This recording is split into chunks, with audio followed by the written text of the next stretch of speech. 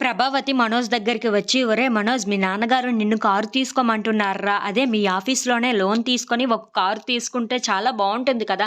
మనందరం చాలా చక్కగా తిరగొచ్చు. అలాగే మనందరికీ చాలా బావుంటుంది కదా!" అని చెప్పేసైతే అంటూ ఉంటుంది. ఆ మాటలు వినగానే అక్కడ ఉన్న మనోజ్ అయితే మౌనంగా చూస్తూ ఉండిపోతాడు.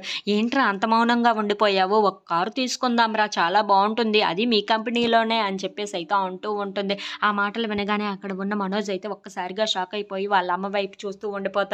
ఇంతలో అక్కడ ఉన్న రోహిణి అయితే, "అవును మనోజ్, నిజమే మీ అమ్మగారు అంటున్నది కూడా బావుంది కదా! మనం మీ కంపెనీలోనే ఒక కారు తీసుకుంటే నీకు లోన్ ప్రకారంగా ఇస్తారు కదా మరి" అని చెప్పేసైతే అంటూ ఉంటుంది. ఇంతలో రోహిణి వాళ్ళ అత్తయ్య దగ్గరికి వెళ్ళి, "అత్తయ్య, అసలే ఈ నెల అతను 15 కార్లు అమ్మాడంట. తను ఏసీ గదిలో ఉంటున్నాడంట. తనకి చాలా సౌకర్యంగా ఉందంట.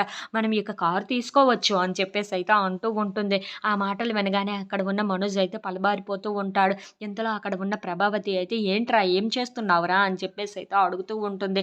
ఇంతలో ఆ మాటలు విన్న ప మనోజ్ మాత్రం చాలా కంగారు పడిపోతూ ఉంటాడు. ఇంతలో అది చూసిన ప్రభావతి అయితే, "ఏంట్రా అంత కంగారు పడుతున్నావు?" అని చెప్పేసైతే అంటూ ఉంటుంది. "నువ్వు ఎలాగైనా సరే కారు తీసుకోరా! కారు తీసుకుంటే మనకు చాలా బావుంటుంది" అని చెప్పేసైతే అంటూ ఉంటుంది. ఆ మాటలు వినగానే అక్కడ ఉన్న మనోజ్ అయితే చాలా కంగారు పడిపోయి, అసలు విషయం తెలిస్తే మీరేమవుతారో అని చెప్పేసైతే అనుకుంటూ ఉంటాడు.